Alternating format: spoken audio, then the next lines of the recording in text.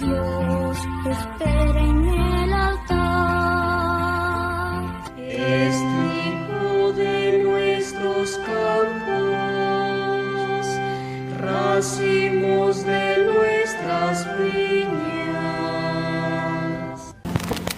Hoy estamos en la solemnidad de Santa María, Madre de Dios. El dogma de la maternidad divina se refiere a que la Virgen María es verdadera Madre de Dios. Fue solemnemente definido por el Concilio de Éfeso, año 431, siendo Papa San Clementino. El Concilio Vaticano II hace referencia del dogma de esta manera. Desde los tiempos más antiguos, la bienaventurada Virgen es honrada con el título de Madre de Dios, a cuyo amparo los fieles acuden con sus súplicas en todos sus peligros y necesidades. Lectura del libro de los Números. En aquel tiempo, el Señor habló a Moisés y le dijo: Di a Aarón y a sus hijos de esta manera: bendecirán a los israelitas, el Señor te bendiga y te proteja, haga resplandecer su rostro sobre ti y te conceda su favor, que el Señor te mire con benevolencia y te conceda la paz. Así invocarán mi nombre sobre los israelitas y yo los bendeciré. Palabra de Dios. Ten piedad de nosotros, Señor, y bendícenos. Ten piedad de nosotros, Señor, y bendícenos.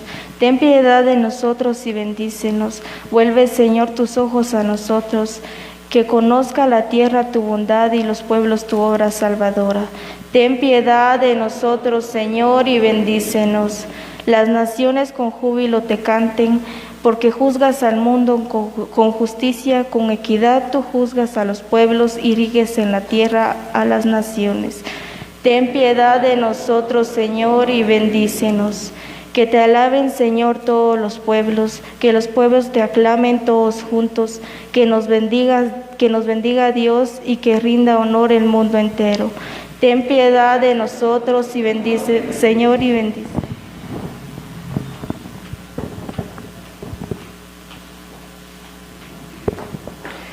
Lectura de la carta del apóstol San Pablo a los Gálatas. Hermanos, al llegar la plenitud de los tiempos, envió Dios a su Hijo, nacido de una mujer, nacido bajo la ley, para rescatar a los que estábamos bajo la ley, a fin de hacernos hijos suyos. Puesto que ya son ustedes hijos de Dios, envió a sus corazones el espíritu de su Hijo que clama, Abba, es decir, Padre. Así que ya no eres siervo, sino hijo, y siendo hijo, eres también heredero por voluntad de Dios. Palabra de Dios.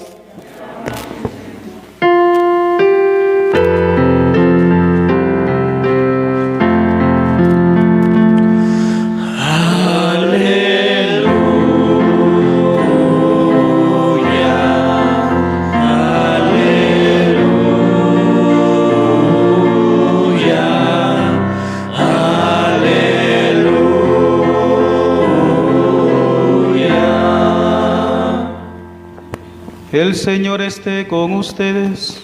Y con tu espíritu. Del Santo Evangelio según San Lucas.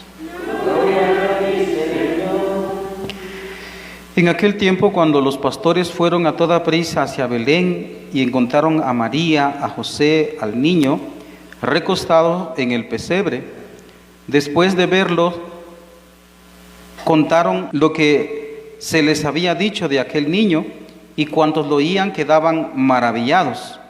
María, por su parte, guardaba todas estas cosas y las meditaba en su corazón. Los pastores se volvieron a sus campos, alabando y glorificando a Dios por todo cuanto habían visto y oído, según lo que se les había anunciado. Cumplidos los 8 días, circuncidaron al niño y le pusieron el nombre de Jesús, aquel mismo que había dicho el ángel antes de que el niño fuera concebido. Palabra del Señor.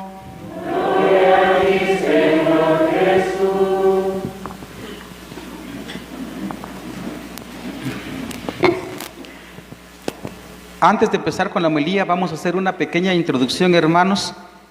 Se trata de lo siguiente: hoy estamos empezando el año nuevo civil, pero recordemos que para nosotros lo importante es nuestro año litúrgico, porque somos cristianos. Para nosotros el año empezó hace 4 semanas con el primer domingo del Adviento. Y por supuesto que no estamos minusvalorando para nada el año civil, porque también tiene su importancia, ¿verdad? Precisamente por eso es que la Iglesia coloca, pues, algunas lecturas que aparecen de esta manera, ¿no?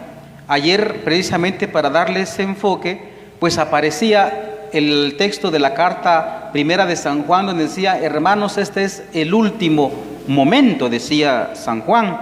Porque también, como digo, se da bastante importancia al año civil, porque el año civil está diseñado así por el tiempo astronómico, o más bien por la cuestión del cosmos, los ciclos de las estaciones cosmológicas, climatológicas, en fin, pues esas cosas, ¿verdad? Entonces, para que tampoco nos perdamos, porque a veces, si les lo ponemos demasiada atención a lo civil, a veces nos podemos perder. Entonces es conveniente que recordemos que nosotros somos cristianos y nuestro tiempo lleva pues una cuestión un poco diferente. No es que sea mucho, pero todo lo que nosotros celebramos en el año litúrgico, pues algunas se enmarcan en el tiempo preciso. Por ejemplo, hoy 1 de enero, y también por ejemplo el 25, y así otras fechas. Por ejemplo, el 24 de diciembre, pues 25 de diciembre, ¿por qué se tiene ahí?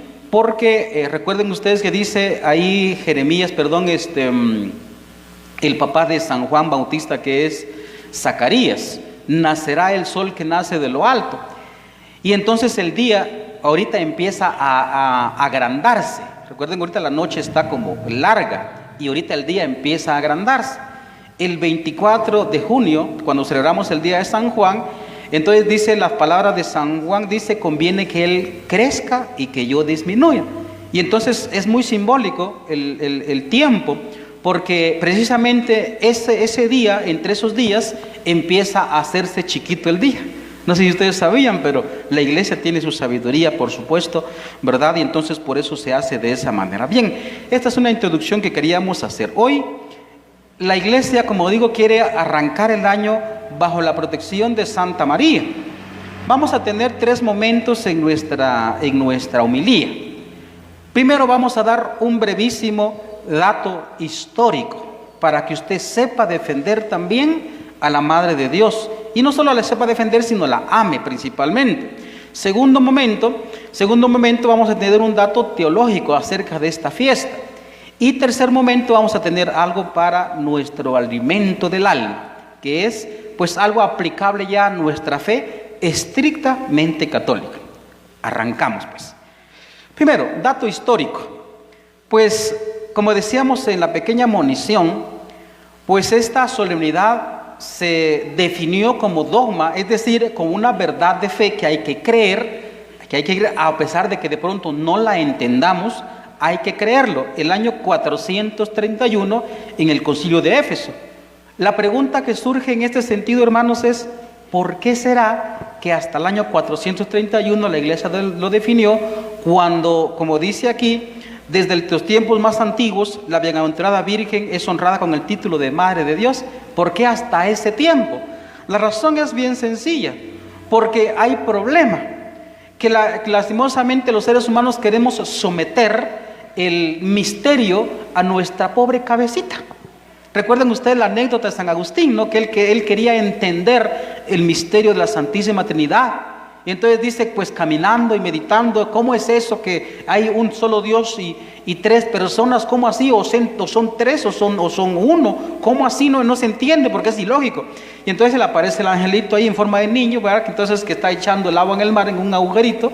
Y entonces Agustín le dice: ¿qué estás haciendo? Estoy echando el agua del mar en este hoyito. Entonces le dice ese angelito en forma de niño: pues voy a echar esa agua. Entonces Agustín le dice, pues que si serás de tonto, ¿cómo se te ocurre vas a echar? El agua no cabe, toda esa agua no cabe en ese hoyito. Entonces le responde el angelito, pues es más fácil que yo meta toda esta agua en este hoyito que vos, por decirlo de esa manera un poquito chapina, ¿va? Que vos meterte el misterio de la Trinidad en tu cabecita. Y ese es el problema. ¿Qué fue lo que se dio en un principio y por qué hasta ese tiempo?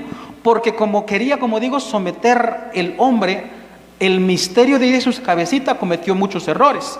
Sacerdotes empezaron a predicar que María no era madre de Dios y que Jesús no era Dios, sino que Jesús era un mero hombre que se creyó Dios. Había dos problemas en dos distintas direcciones.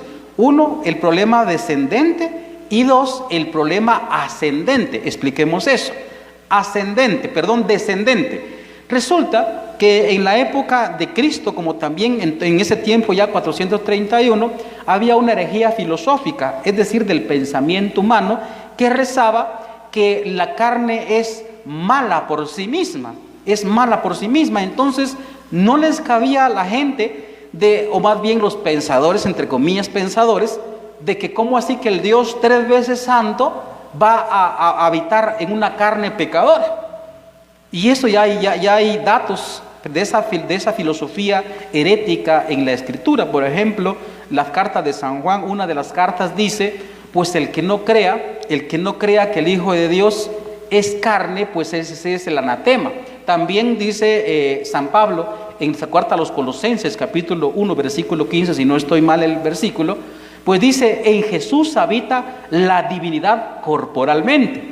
Y entonces esa herejía hacía que muchos sacerdotes empezó a predicar de que pues Dios no puede encarnarse porque la carne es mala.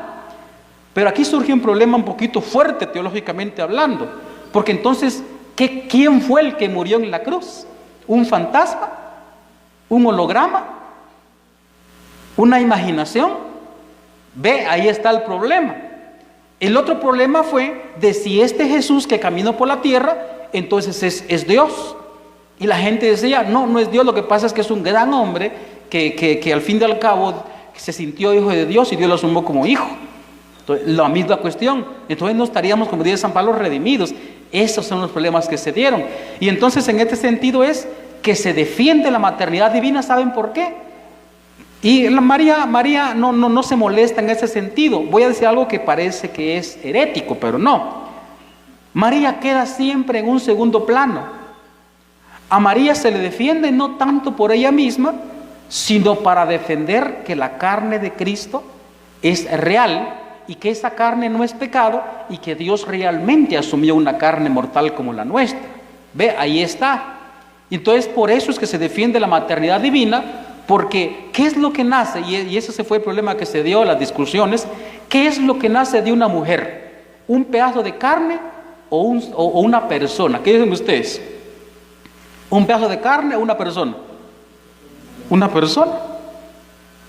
Pero algunos sacerdotes empezaron a decir, no, lo que nació es el hombre de Jesús, pero no es Dios. El hombre de Jesús, no, eso es carne.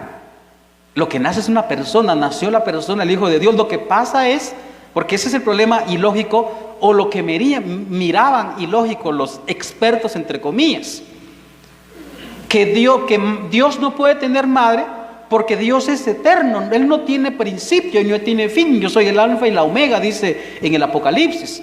Y una mujer es finita, empezó a nacer. ¿Y cómo así que Dios eterno ahora tiene una madre? No se puede, decían ellos. Lo que pasa es, como lo explican los teólogos aquí en este sentido, es, pues lo que pasa es que el Hijo de Dios asumió una carne mortal en su persona. Entonces no había ni división ni confusión, sino que lo que fue que tomó carne, tomó alma de una mujer también. Tomó carne, tomó ser de una mujer, aunque el ser, por supuesto, de Dios ya estaba. ¿Verdad? Entonces resulta que lo que pasa es que hay dos naturalezas, la naturaleza divina y la naturaleza humana. Eso es lo que les costaba mucho entender a muchos sacerdotes en este tiempo. Y entonces la iglesia por eso tuvo que definirlo para que lo creyeran, a pesar de que no se metían en la razón. Y les voy a decir algo interesante, y aquí viene, voy a terminar ya con esta primera parte, aquí viene algo para ustedes también. que el entero pueblo de Dios, lo que hoy conocemos como laicos, el entero pueblo de Dios no quiso aceptar la predicación de muchos sacerdotes, me parece, si no estoy mal, espero no equivocarme, en el hereje, que es Arrio, me parece que es, no estoy bien seguro ahorita. Entonces empezaron a predicar, María no es madre de Dios, sino que es madre de Jesús, nada más. Y entonces el pueblo entero se rebeló, y tenía razón el pueblo. Es lo que la iglesia llama el sensus fidei, es decir, el sentir común del pueblo de Dios tiene razón. Y entonces el pueblo de Dios empezó a decir, pues no, María es verdadera madre de Dios. Y entonces por eso se reunió todo un concilio, el Papa Clementino, como dice ahí, reunió todo un concilio para aclarar aquello. Y entonces ya se definió, es decir, aquellos sacerdotes se estaban equivocando. Es decir, que ustedes tienen un papel importante, importante. Si nosotros los sacerdotes fallamos en alguna cosa, porque nosotros tenemos un montón de cosas en la cabeza, ustedes tienen la obligación de corregirlos. No se sorprenda de esto, no se sorprenda de esto. Esto no lo dicen muchos sacerdotes que digamos, pero ustedes tienen la obligación de corregir al sacerdote. Voy a terminar esta parte con una anécdota, para que usted también, así como en este tiempo, el laicado, los hermanos en común, la iglesia en común, fuera fuera del ministerio sacerdotal, empezaron a defender que lo que se estaba predicando estaba equivocado. Y por eso yo le exhorto a usted con una anécdota que voy a contar a continuación, para que usted sepa defender y por qué celebramos esta fiesta hoy. Bien, pues una hermana que conozco hace mucho tiempo, ya con ella cantábamos ahí en Chimaltenango. Ahorita está un poco pues enferma, bueno, está bien enferma, lo que pasa es que ella es pues es una mujer de fe, y mira su enfermedad, pues lo mira enfermedad como bendición, así tiene que ser. La cosa es que ella me contaba en una ocasión de que se subió en un bus, como muchos de nosotros, yo me he subido en bus. Ahorita manejo carro, pero es de la parroquia, pero siempre monto bus, de todas maneras a veces no hay, entonces me monto en la camioneta como si nada. La cosa es que cuando usted se monta en el bus, no faltará un predicador protestante que se sube en la camioneta y empieza a predicar, hermanos, que el Señor les bendiga en esta preciosa hora, y empieza a predicar, va. La cosa es que empezó a predicar, entre comillas, predicación en contra de la Virgen María, lo que él llama predicación, ¿verdad? Entonces esta hermana, que amaba mucho a la Virgen María, que la ama, entonces le dolió, pero se aguantó, porque para no armar escándalo se aguantó y no dijo nada. Cuando terminó su, entre comillas, predicación, este pastorcito, te resulta que cabal con la hermana se va a sentar el hombre, va. Y le empieza a decir otra vez a ella, que no sé qué, que no sé cuándo, la Virgen María, se aguantó ya otra vez.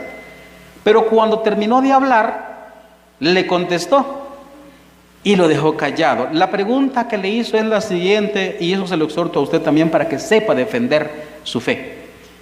Le preguntó la hermana, hermano, ¿quién tiene más dignidad en su ser? ¿Un hombre o un ángel? Se lo pregunto a usted también. ¿Qué tiene más dignidad en su ser? ¿Un hombre o un ángel? ¿Qué dice usted? Un ángel, es evidente, es intelecto puro, es un espíritu puro, no tiene carne, quiero decir cuando digo puro.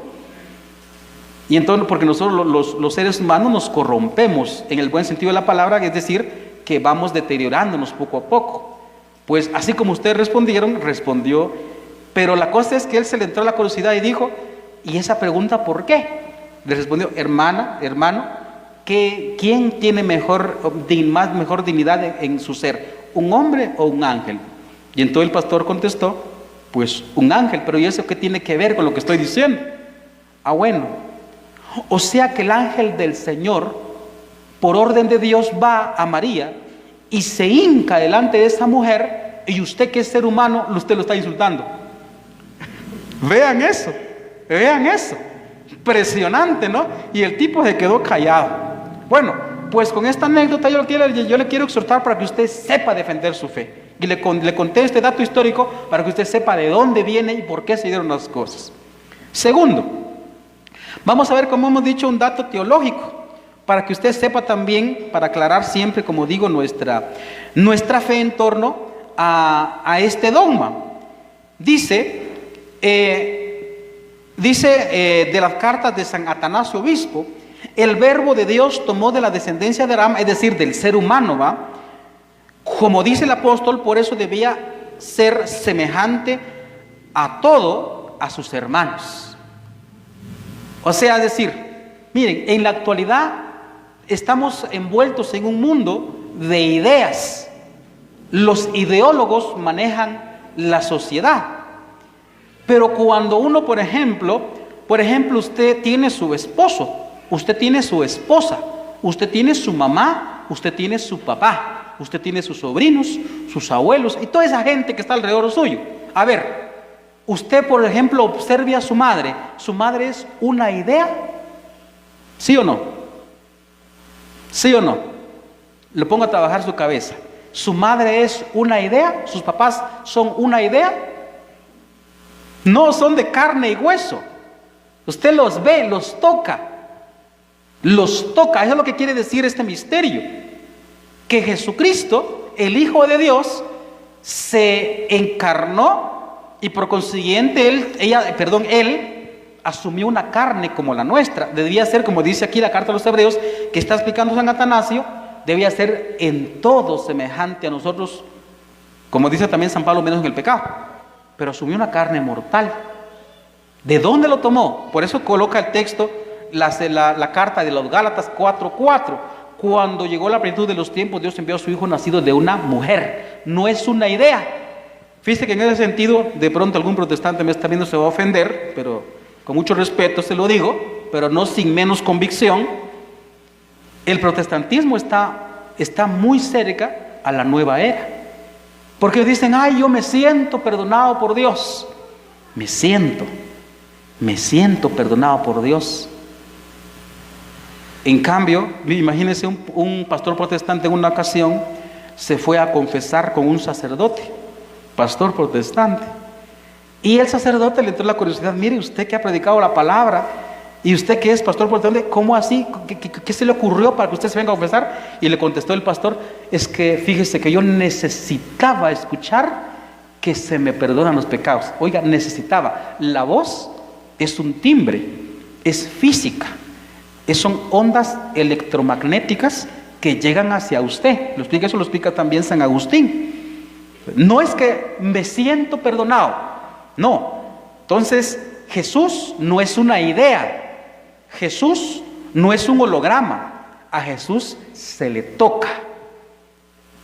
Por eso, como le digo, yo soy muy apologeta en ese sentido, y por eso le digo a usted, cuando algún hermano no católico, es decir, protestante, le ataca, usted puede decirle de la siguiente manera, a ver, hermano, usted que está tan seguro de su predicación y usted cree que está en la iglesia verdadera, a ver, muéstreme a Jesús, muéstremelo, no demuéstrelo, eso es diferente, sino muéstrelo, quiero verlo, quiero tocarlo. Eso dijo también San Juan, por ejemplo, el Evangelio de San Juan, cuando llegaron unos griegos, los griegos le hablaron a Felipe, y Felipe le dijo a Pedro, dice los griegos, queremos ver a Jesús. Oiga eso, queremos ver a Jesús. Jesús no es una idea, Jesús es carne. ¿Se entiende? Jesús es carne. Por eso se defiende la maternidad divina. Ahí está, los católicos tenemos la dicha de señalarlo. Ahí está en su cuerpo, no es una idea. Cuando lo consumimos, cuando nos depositan la Eucaristía en los labios, uno lo mastica, eso no es una idea. Eso no es, pues me imagino que Cristo pues está en mi ser. No, yo lo como. Y Cristo mismo lo dijo. Cristo mismo le dijo, capítulo 6 de San Juan, el que no me come, el que no me mastica, el que no me tritura, dice incluso en el texto griego, no es una idea, es carne. Este es el misterio que celebramos en la Navidad. Y esto es lo que quiere decir esta solemnidad de Santa María, Madre de Dios, que el Hijo de Dios se hizo carne. Y el grande regalo, como dice aquí la bendición, dice en la primera lectura, en aquel tiempo el Señor habló a Moisés y le dijo, di a los hijos de Aarón y a los hijos de esta manera bendecirán a los israelitas. El Señor te bendiga. ¿Cuál es la grande bendición que nos ha dado Dios?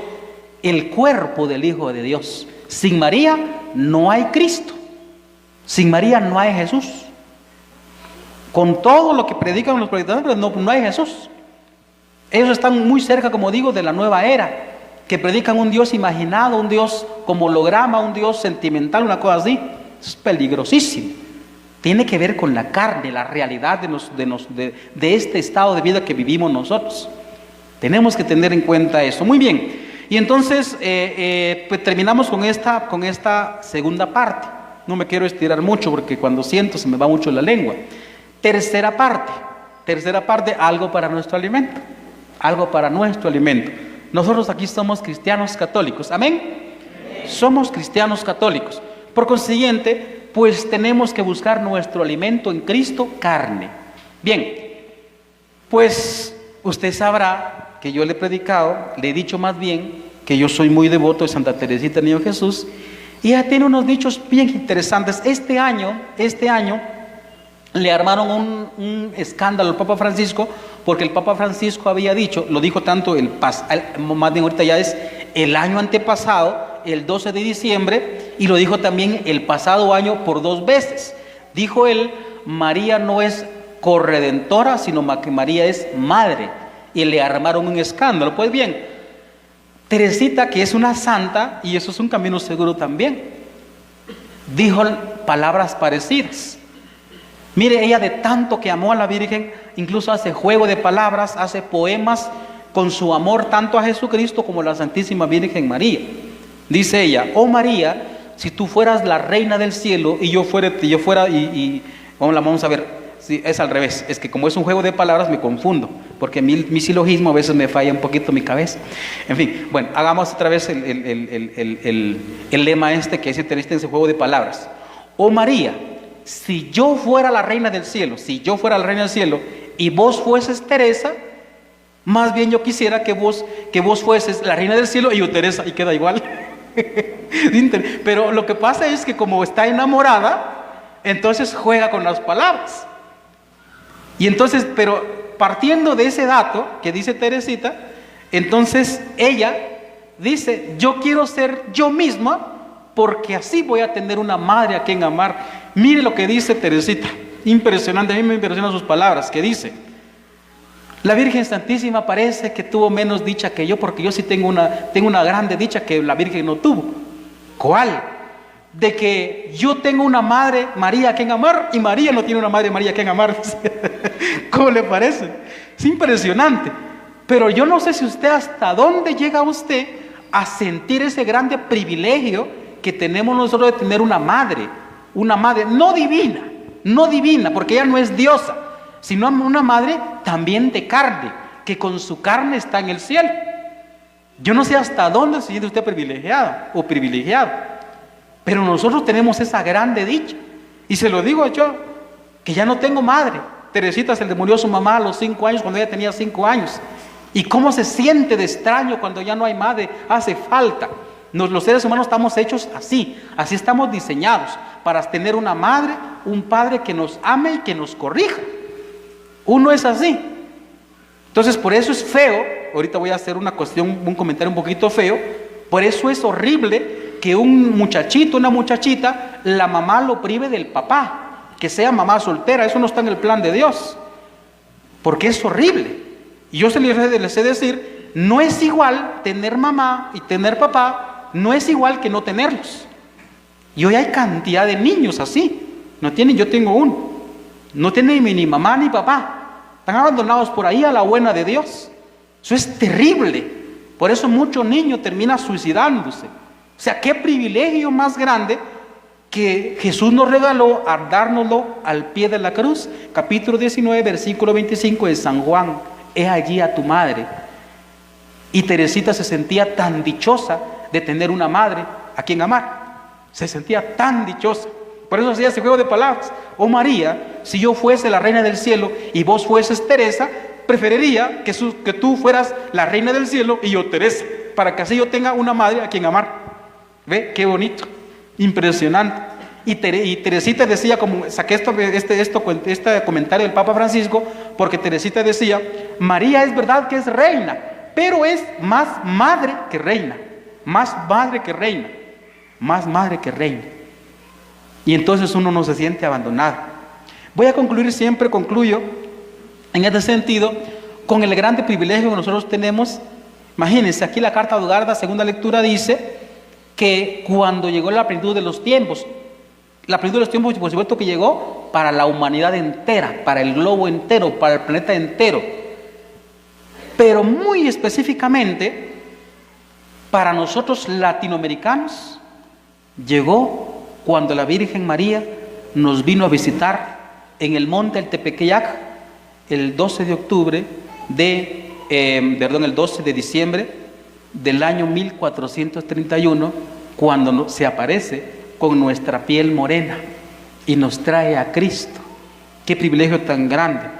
Y entonces por eso dice Teresita, pues yo no me gusta esa predicación, porque en el tiempo de Teresita estaban muchos predicando también la demasiada excelsitud de la Virgen Santísima, hasta casi endiosándola. Y entonces Teresita dice, pues no me gusta esa forma de predicación porque la alejan demasiado. Yo prefiero ver a la Virgen como lo narra la Escritura, como una mujer humilde, sencilla en su casa, atendiendo a su esposo, atendiendo a su hijo, las labores de la casa normal. Y entonces yo así sí me siento tu hija, porque te puedo imitar. Entonces, qué bonito que nosotros tengamos una madre a quien amar. Y como le repito una vez más, y con esto ya termino, dice Teresita, yo pienso que la Virgen Santísima fue menos dichosa, porque yo sí tengo una madre a quien amar, y la Virgen no tiene una Virgen a quien amar, decía ella.